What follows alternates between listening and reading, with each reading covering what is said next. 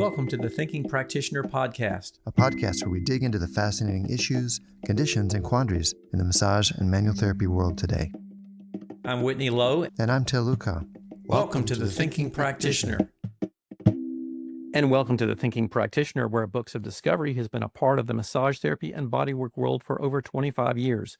Nearly 3,000 schools around the globe teach with their textbooks, e-textbooks, and digital resources.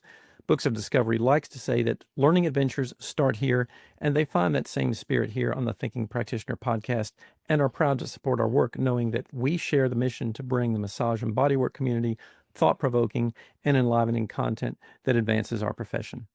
Instructors of manual therapy education programs can request complimentary copies of Books of Discovery's textbooks to review for use in their programs. Listeners can explore their collection of learning resources for anatomy, pathology, kinesiology, physiology, ethics, and business mastery at booksofdiscovery.com, where you, as a Thinking Practitioner listener, can save 15% by entering Thinking at checkout. Robert Schleip, thank you for joining us today. I'm very much looking forward to it. You've been one of the most influential voices in modern fascia research, both in the lab and in the practice room, certainly in my practice room. You are the director of the Fascia Research Group at Ulm University in Germany, and you've helped bring fascia into the scientific mainstream, while also staying deeply connected to the world of manual and movement therapies. You are a founding force behind the very first Fascia Research Congress back in 2007, and they've continued ever since, and you've continued to shape every one of those in the years since then. We have one coming up in August of this year, which I'll look forward to hearing a little bit about. You've also been a mentor of mine, an inspiration to me, starting back when we were both at the Rolf Institute. Long time ago, yes. Yes, nearly, actually next year will be 40 I'm years. proud to be a former mentor of you, and now we are I don't know inspiring each other. Okay, I don't know if you ever graduated as a mentor. I don't know if you ever become a former mentor, because you're still inspiring me in many ways, because I've always loved your curiosity and especially your ability to bring people together and have conversations across disciplines and perspective. And then every time you've been on the podcast before, and we have a couple of visits from you before, those episodes are some of our most popular ones. So I know listeners are going to be really eager to hear what you've been working on and what we're going to talk about today. And let's start by talking about your keynote at the upcoming Fascia Research Congress in New Orleans. Tell us about that. What are you going to be talking about there? Then we'll switch and talk about the event itself. Okay. So this is already the hottest topic. I thought we would build it up and then I would get to the hottest. So we start with the hottest topic, at least for me, which of course is my keynote. So if you ask me, what are you looking forward? I would say I look forward to my colleagues. And then at the end, I would talk about my topic. But now, of course, I'm very most excited about the topic that has been engaging me in the last 1 or 2 years.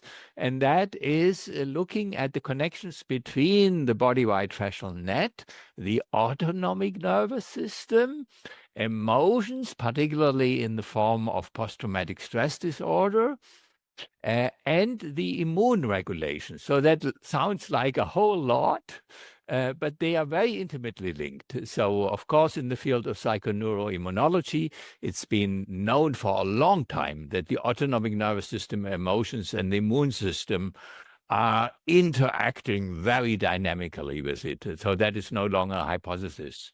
But now we have very robust data that fascia is part of that intimate game that happens every week, every day, and probably every hour in us. So that is my hottest topic. Okay, I am going to pause us right there because I think we do need a context. That is really exciting because for years, and intuitively, many of us think, okay, the motions in the body and tissues and their qualities and their responsiveness go together. But no, we haven't always had robust research or dots we can connect. So I'm really excited to hear about that. But let's do back up a little bit and tell us a little bit, if you don't mind, about the Fascial Research Congress. How would you describe the direction that this year's Congress in New Orleans is going to take compared to previous ones? Some of the old timers are no longer there.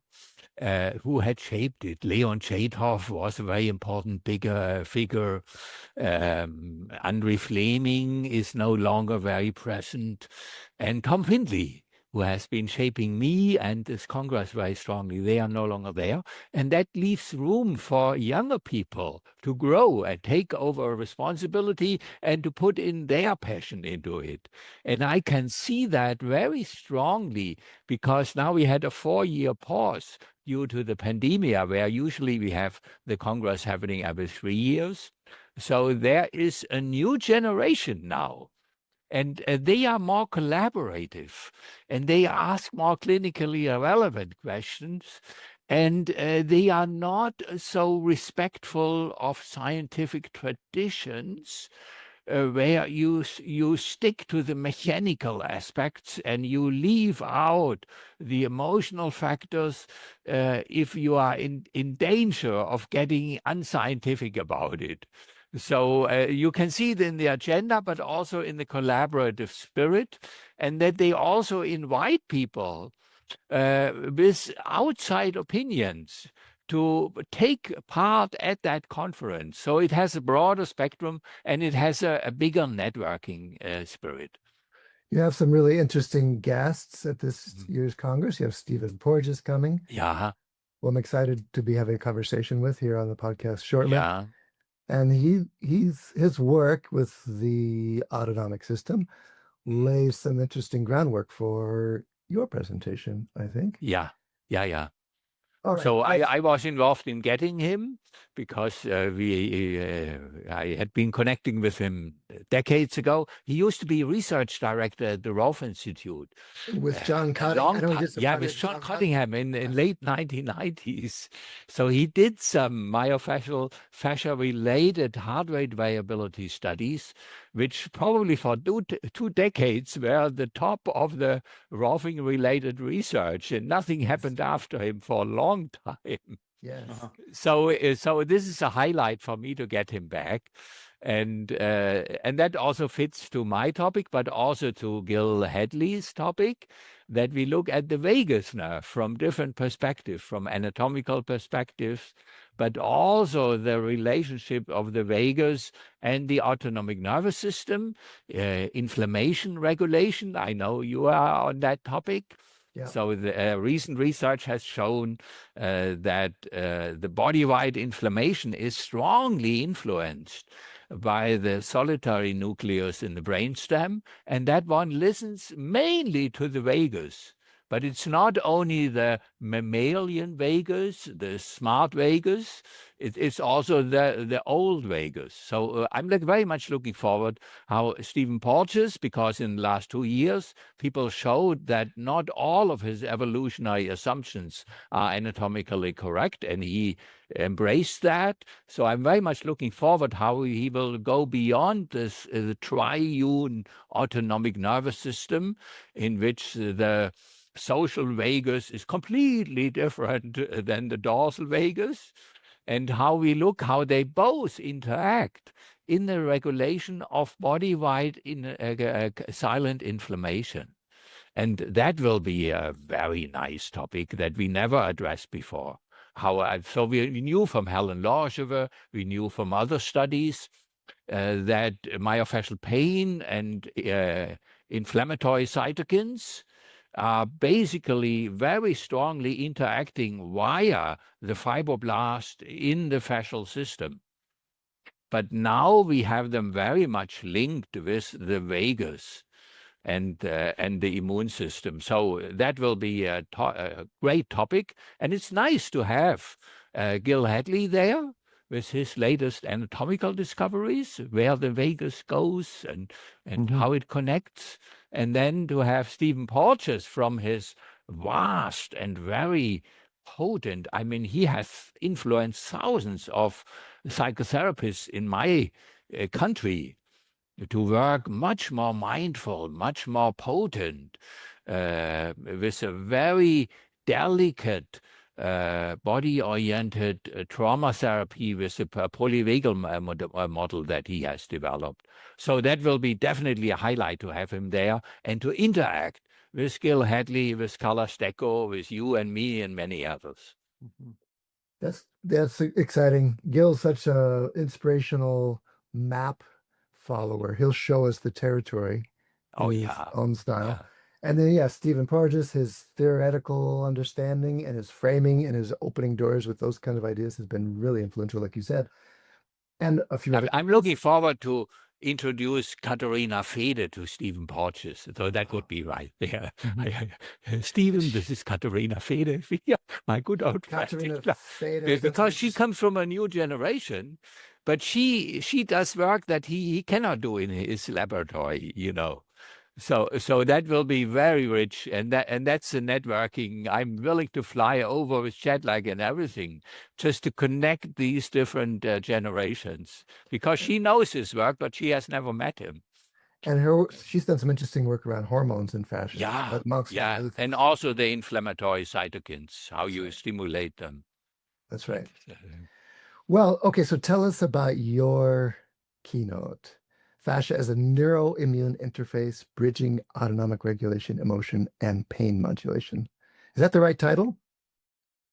It sounds familiar to me, but Okay.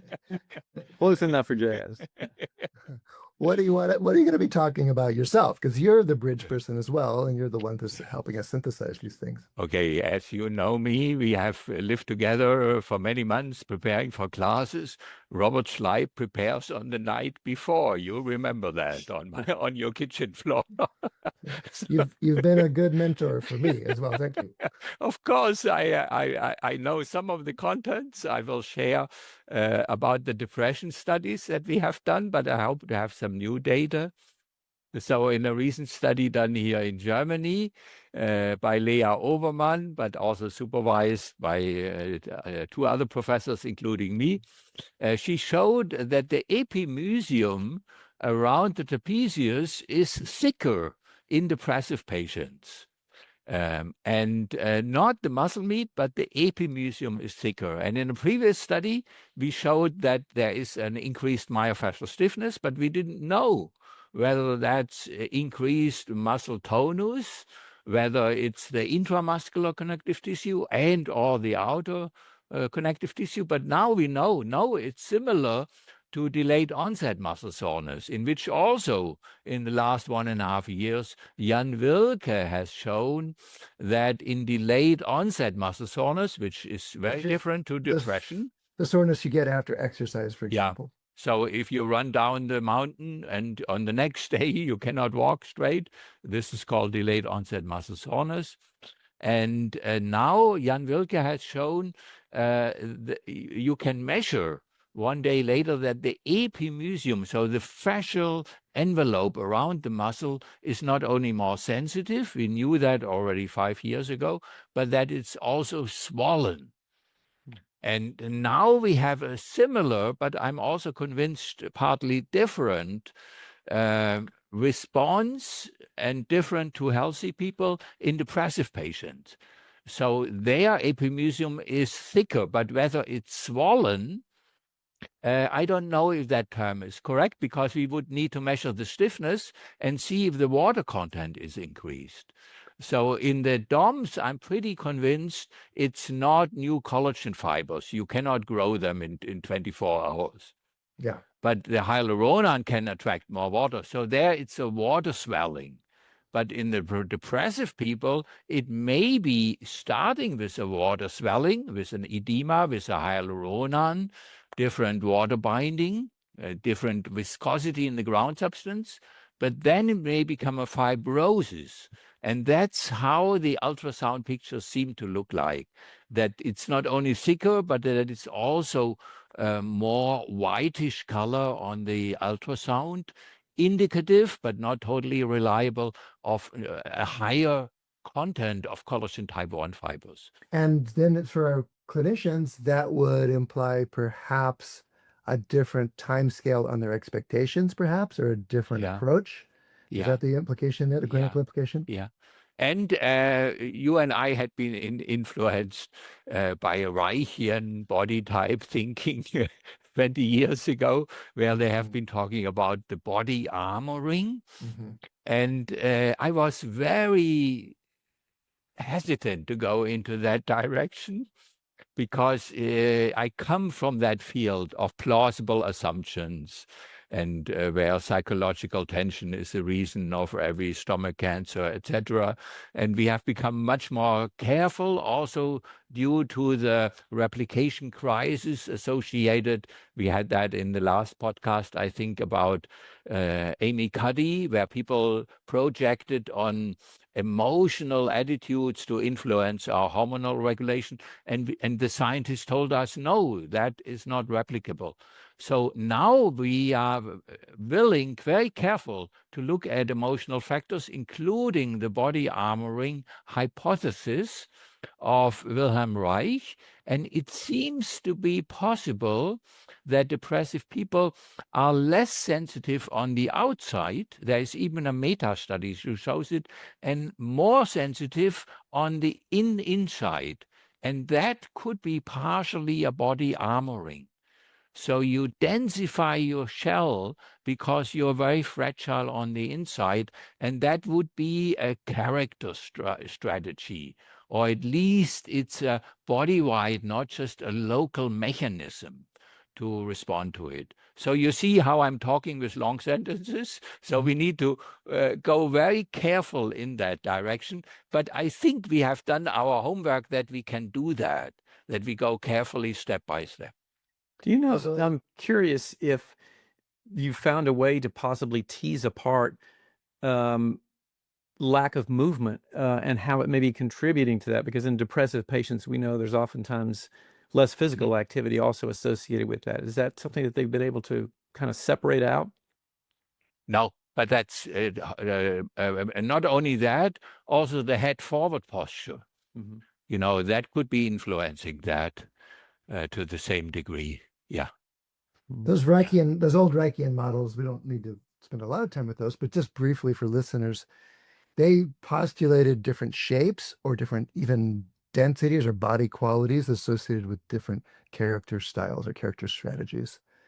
And I think we did throw those babies out with the bathwater in our thinking at some point, because so little ability to correlate those with replicable issues or to actually have findings we could point to. And so much of it was interpretive rather than deductive, or, we kind of map things on. And you're saying now you're finding things that do correlate tissue quality, perhaps, and maybe the overall organization of sensation in the body with these different states. So how? But Whitney, you are perfectly right. So whenever you have a myofascial pathology, or at least myofascial pain, you usually have lack of movement. You have a stasis in the lymph and in the fluids, and you have a shift into chronic inflammation. And they all are like chicken and egg. Right. So my friend Werner Klingler, he says, Robert, forget, he will be there at the conference. He doesn't believe into the Reichian theory. He says it's all about inflammation, Yeah. And that's why the epimysium is swollen. Forget your character, That's, I think, in my own thinking, I've left the character idea behind because it's so shape-based and shape is so variable. Yeah. But inflammatory processes make a lot of sense, both in my experience, but also in my way of thinking about it. I want to get into that a little bit and fascia's role in that. But Whitney, you had a couple questions. I wonder if we want to go there at this point.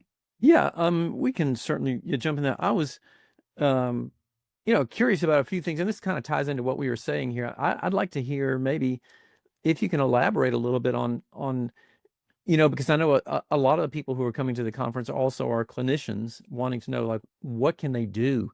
And how might what we're learning now about all these connections with the neuroendocrine system, with the emotional things, how can we sort of intervene with a manual therapy approach to do something about these things? Is there have we kind of like uncovered any sort of mechanism of intervention that seems to be most effective in addressing some of these things that we're discovering?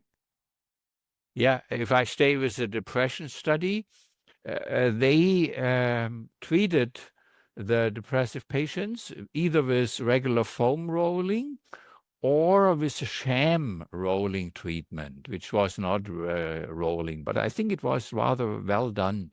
So instead of rolling with a metronome, 3 seconds in each direction on their lower back and on their hamstrings, they had them lift their head and then rest it for 3 seconds, giving all their weight on the foam roller, and then lift it again.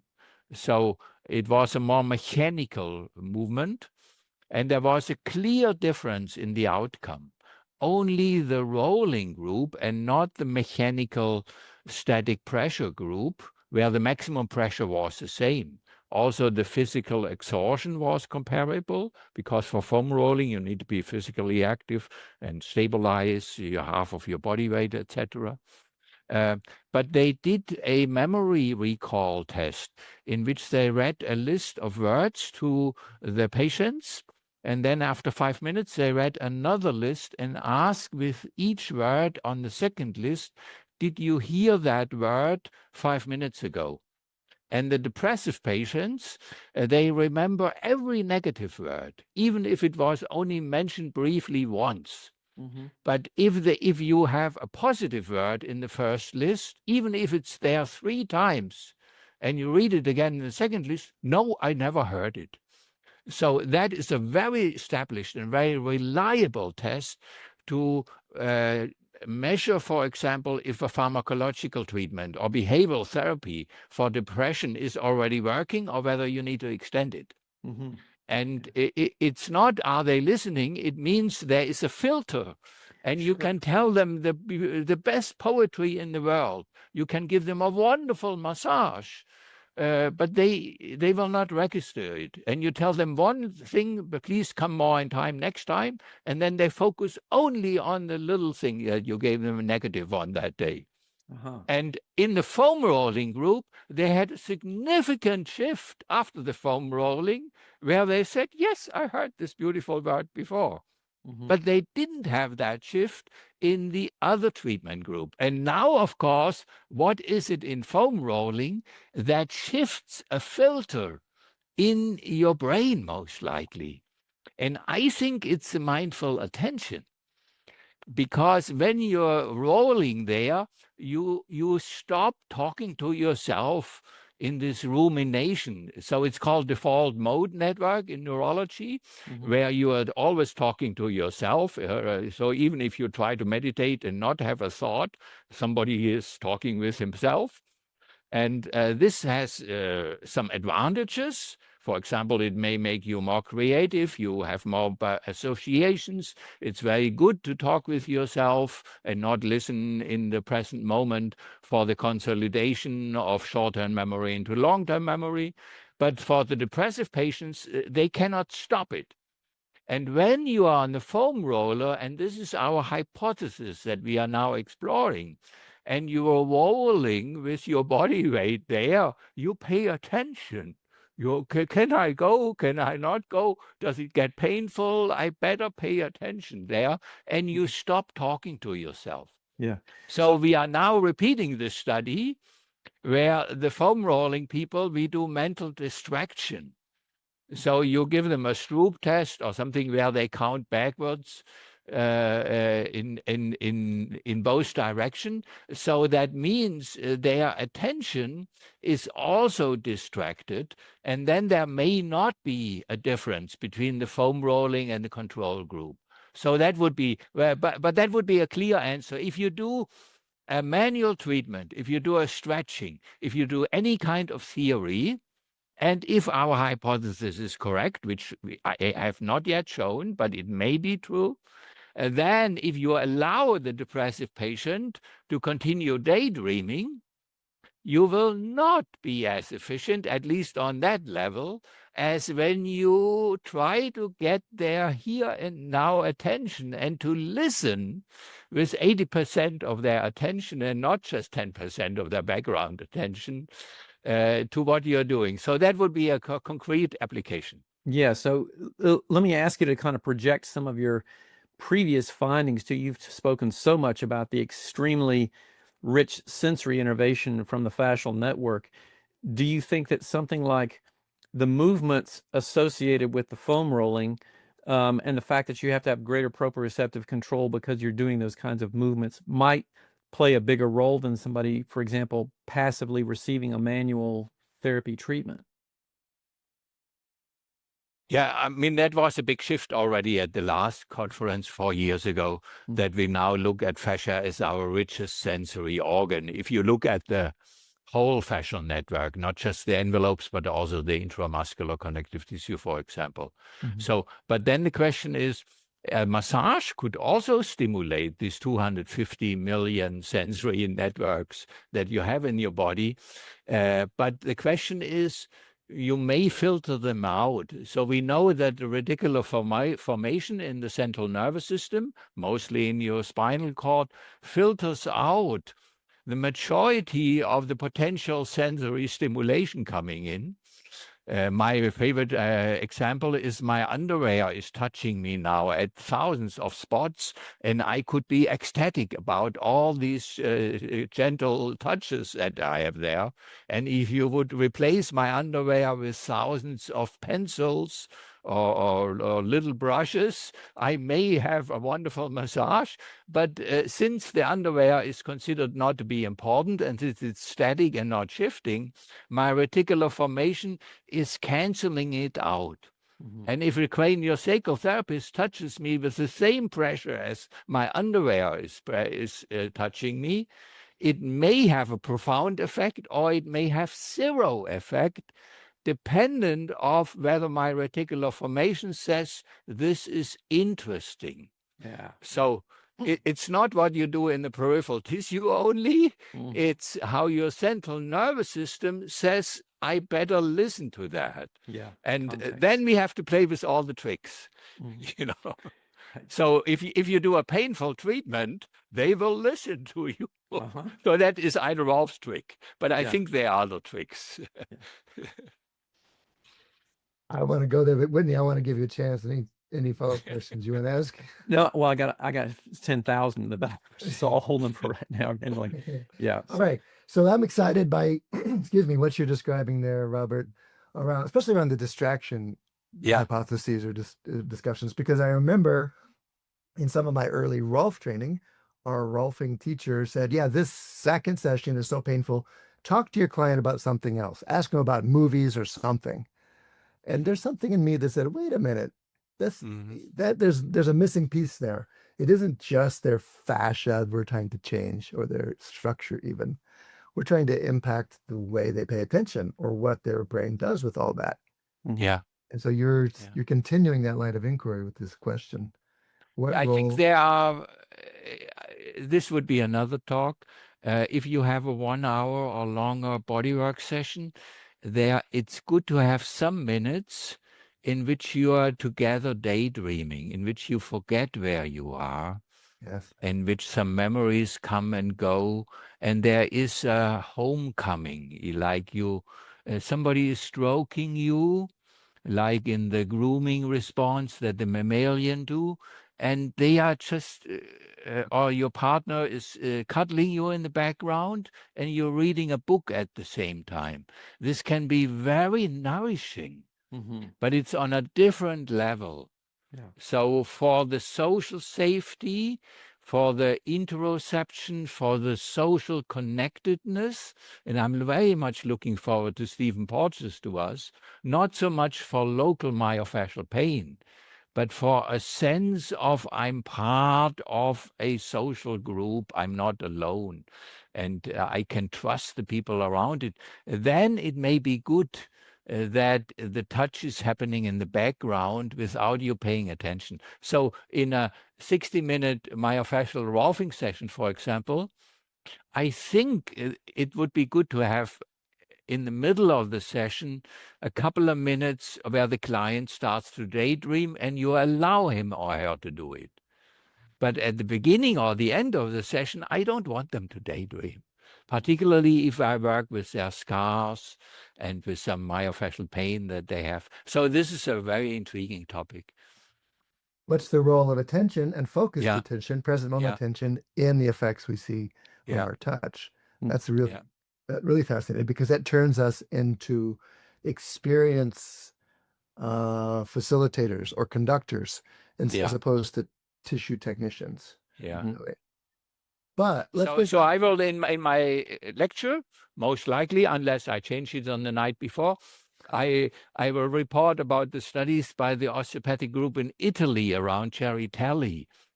And they did some very nice studies where the therapist was having his full attention on their hands and the treatment. And sometimes the therapists were distracted, but the clients didn't know that. And then they measured brainwave activity or MRI. And in the first minutes, the client's response was the same, whether the client had, whether the therapist was there with their attention or whether the therapist was distracted. But after 10, 20 minutes, there was a significant change. So the mindful attention of the patient, we know that from Lorimer-Moseley studies, for example, can have a significant impact, but also of the therapist. So that will be an intriguing topic that I look forward to address. Oh, That is intriguing. And what is that? There's questions about what that means, mindful attention. Is it this everyday awareness, focused attention, or is it something more, possibly more daydreamy or more altered? I'm thinking of a story from one of the leading Italian rolfers 20, 30 years ago, who would tell the story about doing a little bit of cranial sacral work at the end of his rolfing sessions. Yeah. And he would be kind of tired, so he'd actually put his head down on the table. I know the story. You know the story. I don't mention the name, I'm not mentioning the name. but the story is beautiful. Yeah. So he I put know his the head- guy, and it's true. Yeah, exactly. So he put his head down on the table so that he could focus on his work, maybe. But he found himself like falling asleep, and he jerked awake and pretend like nothing had happened. And then he started hearing like what from his clients. Wow, that was amazing at the end. That was the best part of the session. wow. And he had fallen asleep on the table. Falling asleep. So who knows what role that our Yeah. attention plays, but there's lots of experiences we've had in our own practices probably that let us know that our attention makes a difference too on what happens Yeah. in the session. For sure. But that's why I like the fascia people. They have inspiration in their eyes. They are usually not bored. The fascia manual therapist, when they touch, they are, wow, it's shifting. Maybe they are fantasizing, but at least they are curious, and they don't have to force themselves not to daydream because they are fascinated with how fascia may be responding. Yeah. And in some of the other manual therapists, they are just doing their 5 treatments, and then they do 3 treatments there. So the fascination with the tissue interaction is a very beneficial factor for people working with fascia. Of course, other people have it too, but I think it speaks for us. You're saying That's- the fascial processes are so fascinating that us thinking about them, feeling for them, wondering about them as we work is an attention focuser perhaps, or an organizer of what we're doing with our attention.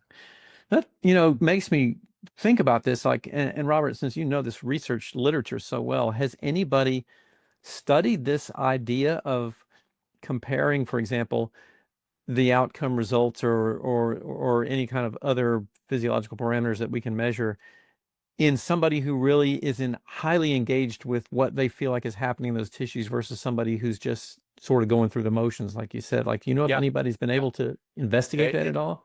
Yeah, it's this great study. The senior author is Lorimer-Moseley, which both of you know very well. Sasha Stanton is the first author. And she did a brilliant study, a very excellent design, where people with complex regional pain syndrome, they developed a touch-oriented therapy based on proprioceptive stimulation, where they cured them in a couple of weeks, but only if the clients gave detailed feedback about, basically they touched 1 of 5 points on the back of the hands, and they didn't see the back of the hand, but they saw a photograph of it. And then they had to say, oh, this is point number 3 that I see on the photograph. And then they always got feedback. And that was very profound. But then they did a control group in which they touched exactly the same points, but the client could read a book. They didn't have to give feedback. So the peripheral tissue stimulation was identical. How much pressure, how much stimulation, etc. But the mindful attention was very different. And there was a clear difference between the group. I would have expected the group with the mindful attention to have a more rapid healing. But the difference was very dramatic. There was zero healing, not less healing. Nothing would improve.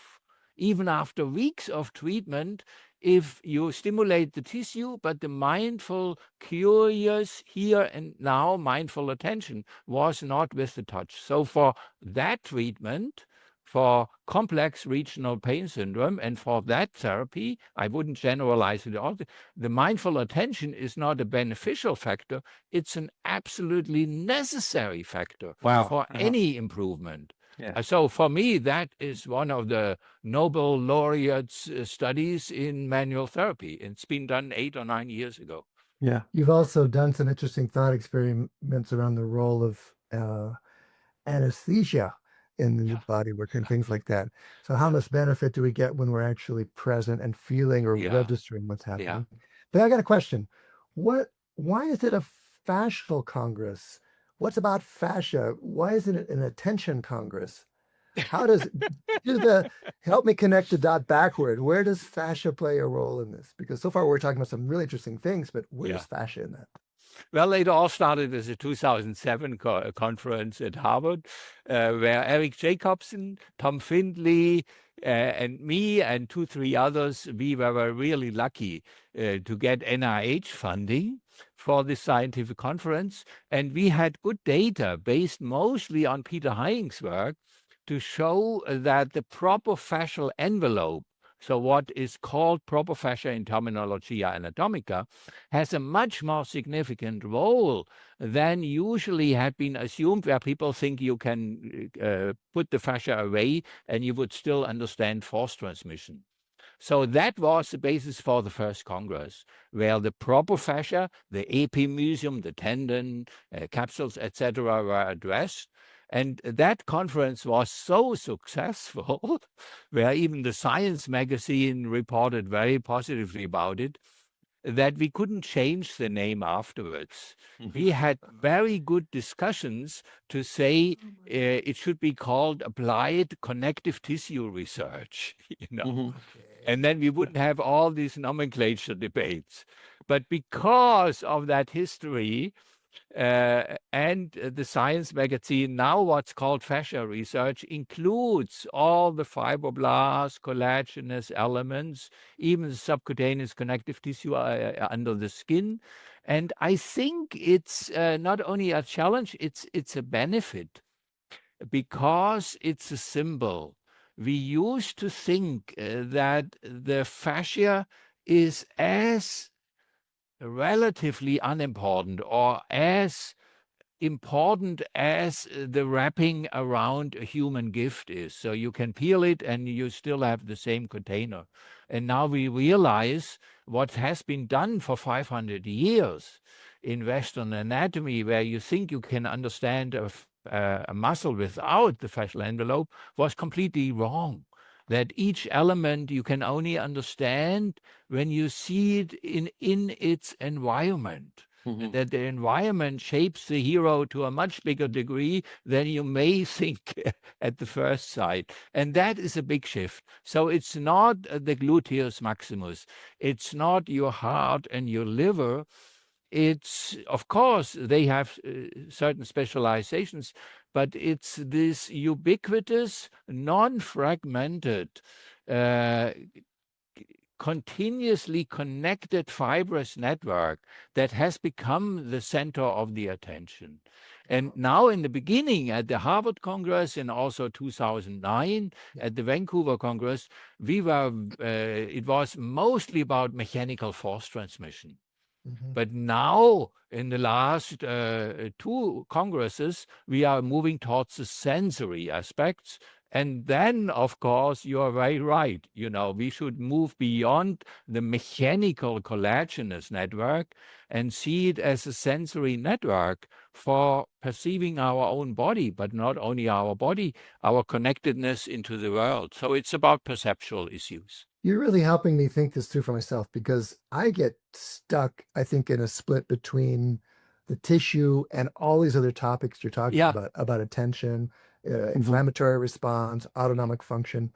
And sometimes I have to say this for myself, when I hear people talking about fascia, that means so many different things. And people Yeah. talk about it in ways that you're not talking about the tissue that I know. You're talking about some bigger symbolic process that is probably really great and cool, but I get hung up on like trying to make it mean something about the tissue. Yeah. And you're helping liberate that for me a little bit, understand that we are talking about context. We are talking about the autonomics and all these things. And the fascia becomes our keyword or maybe our symbol. Would you agree with that? Or is there something I very fun- much agree with it. Yeah. It reminds me of Tom Meyer's beautiful distinction between a man-made machine and a robot and a body that has been grown from a seed. So each body that you touch, including your own body, it used to be a millimeter small, and then week by week it expanded. And so this is how you take shape and how you develop your limbs and everything. And if there is any adhesive material, it will continue to grow with you in a non-fragmented way. And of course, it has the biggest stretch on the outside.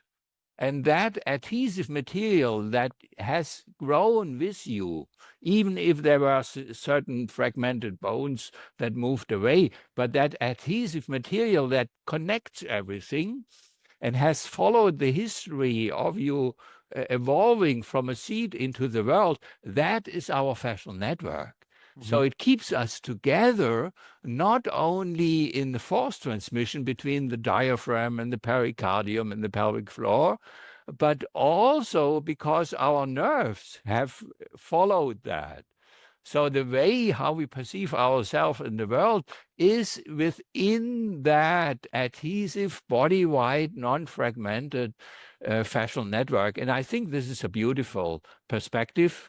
And now at this Congress, we are looking at the sensory aspects, but also more the autonomically sensory aspects, not just proprioception and pain, but in the way how safe we feel in the world, how much curiosity we have, so how whether we are afraid, whether we feel like the world is nice and we can open our tentacles, will shape the way how the fascia goes into densification or not. I really want to underline that. You're describing not just sensation, proprioception, control. You're describing our basic assessment about whether we're safe or not. Yeah. The realm of the insula or the autonomic function to provide us with either the mobility to respond or the internal processing we need to heal. One of the studies that, since he's not coming there, but he's one of my new heroes, Andreas Brandl, an osteopath. He's not yet very much known, but I see him on a line with Katharina Fede and many others. He measured his heart rate variability for 30 days with a very elaborative system. And on the same 30 days, he measured the sliding mobility of the thoracolumbar fascia. He developed a way with a standard ultrasound, just like a cheap ultrasound like I have here. It costs as much as a hydraulic table, but not more. So he measured in real time, and he developed a way how you can measure it without hours of calculation. So while the client is undressed, you tell him your lumbar fascia is 15% more mobile than last week. Whatever you have been doing, it seems to work. Keep doing it. So he measured the sliding mobility of his thoracolumbar fascia for 1 month, and he measured his heart rate variability. And then he went together with a statistician who measures these interactions, and they showed that there is a 48 hours delay whenever he had a stressful event in that 30 days, 48 hours later, the sliding mobility of the thoracolumbar fascia was diminished. And that was unexpected by us. But of course, now we looked at the data, and this is very exciting. So in these 30 days, he had hundreds of minor stress things, going out of the house and thinking he forgot the keys, or I didn't answer the email, etc. Or I'm too late. I didn't prepare. Where are my slides?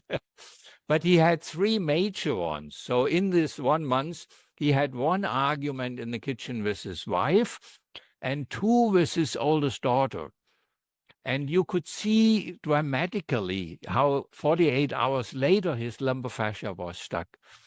But he also showed, and I'm not sure whether that's unique for him, because he's very active in sports, and whatever stress he has, he still goes mountain climbing several times per week. And in all of these events, 7 days after the stressful event, he had a supercompensation, where he had a more fluent fascia than without the argument. So we know the supercompensation for muscle strength training. So you irritate the muscle by too much loading, then it cannot functionally work very well. But if you allow it to recover in a beneficial way and you don't injure it too much, it may be more resilient afterwards. So that for me is a very nice study. And then, of course, we discussed with him, we should repeat the study. And next month you try, in every family, there are certain topics that you learn not to talk at the wrong time about it, because they are sensitive. So we gave him the, of course, humorous suggestion, you do the experiment again. And next month, you try to say, we need to talk about this in the kitchen. I wanted to clarify this here now. And then you have more banging doors and people sleeping on the couch, but we would have better data, you and I, to analyze for fascia research. And you can see of course, that is not. So then his wife, she would find out why she has been moving out of the house. He sacrificed his marriage for his fascia research. How far can you go? Of course, this is only in fun there, but it's a great question. Whether that 48-hour delay, I think we can explain it from cell culture effects. So the adrenaline stimulates adrenaline receptors on the fibroblast membrane. And after 24 hours, that leads to more TGF-beta expression, not after 6 hours. And the TGF-beta expression will then stimulate normal fibroblasts to grow into real myofibroblasts over a period of 4 hours. And then they can start to do something like a fibrosis. So I think we have some very good indication, but I'm curious, not only about the 48 hours and whether it starts with densification and may lead into fibrosis later, probably not in 48 hours. But I'm also interested in the supercompensation. That the hormesis principle, you challenge the body not only with cold water plunges and with intermittent fasting, but maybe also with emotional stress. And then you keep digesting, you lick your wounds, and you continue to go jogging and mountain climbing and hugging people. And then 7 days later, you may possibly be a more resilient person. So that is exciting. That is exciting. I'm going to brainstorm a couple of questions that pop up in my mind. What if in this theoretical study you do next phase with him, he gets some body work or does some movement therapy? Yeah. Be right after the kitchen conversation. Is the recovery different from that emotionally stressful? We should get you there. Yeah. Instruct him to bring up hot topics. Yeah. And then you go with him downstairs on the street. Yeah, that's the trick. Be there at the moment. Be there. Yeah. Or what happens if he gets the body work before bringing them up? Yeah. Does he even want to bring them up, or does he bring them up in a way that isn't quite so disruptive to the system? Who knows? All these questions are which way do these arrows flow? Yeah. One of the things that's really fascinating is I'm hearing us kind of go through this in a historical and timeline process. I'm thinking of what you were referring to with the early Congresses being a lot oriented around force transmission and the way the things were happening throughout the body. And then it seems like there's a whole crop of manual and movement therapy approaches that really flowered and blossomed out of those ideas. And now it seems like it's almost like we're moving into a completely new paradigm now. And maybe some of those things might be dissipating a little bit in terms of the focus of what we think is happening. And maybe we're at the brink of a completely new way of looking at a lot of the things that we do, in terms of the effects that we're getting from our work. Another topic which we had at the Connective Tissue in Sports Medicine Congress a month ago, that is also a quadrennial Congress, not as large as the Fascia Research Congress, but we do that every 4 years, where we look at, from an academic research perspective, the role of the fascial connective tissues in sports medicine. And I can report that at the last conference, there was a new topic that I did not expect. And this is the importance of circadian rhythms, that the collagen synthesis is not only require certain biochemistry, certain nutrition, vitamin C, zinc, etc., and mechanical loading, but also there is a timing that the collagen material, the proteins, are made inside of the cell in the endoplasmatic reticulum at night in a good functioning farm orchestration. And then the collagen fibers are made primarily, not exclusively, but in a well-functioning body during the day. And the small fibers are made in the morning hours, and the medium fibers in the late morning, and in the afternoon, you do the big fibers. And that is how you do a well-functioning farm where people know about the organic times. And that's how a good cook makes a dish. He doesn't have only, you need 3 spoons, but you put this in the oven first, and then you wait, and you put the salad last. Now in tendinopathy, but also in adolescent idiopathic scoliosis, the circadian rhythm, for whatever reason, is upside down. So people are producing collagen at random times, and then you don't get the same quality as you have. So we know that the rhythm, and that the rhythm is not only in the brain, in the chiasmatic nucleus, it's in all the cells. They have an internal clock. Certain things you do less at night, and others you do more at night, and the same thing during the daytime. But if that rhythm on your inner farm is disrupted, where people get up in the middle of the night and feed the chicken, and they sleep in the morning, then you have a disrupted collagen repair and collagen synthesis in general. So that is emotional factors contribute to that. Our lifestyle contributes. Lack of movement interferes. The influence of morning activity, cold showers, relaxation before you go to sleep. So you want cortisol activated in the morning, and you want melatonin in the evening, and not the other way around.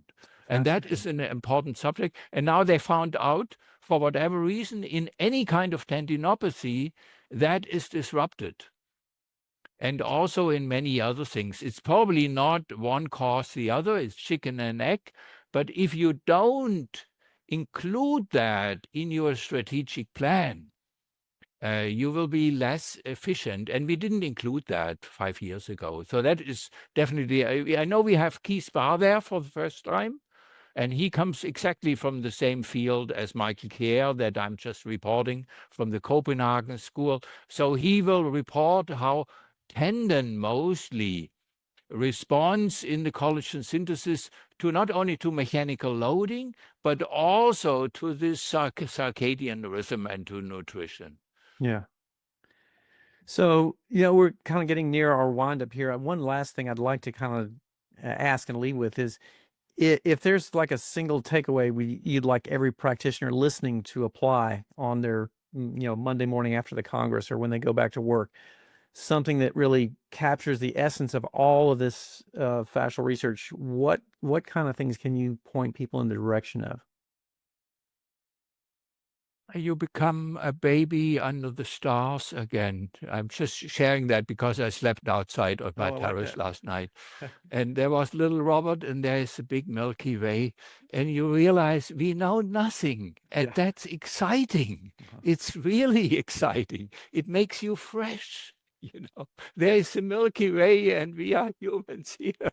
So that freshness, I hope, even if you have been a practitioner like I know both of you for several decades, if you go to the Congress and you interact with people like Katharina Fede or Stephen Porges or many others, and they can tell you again, you're a little child and this is the galaxy and you are nothing. And what we are doing is just the beginning. And so much more is happening than you have been dreaming during your daytime adventures where you didn't see the sky above you.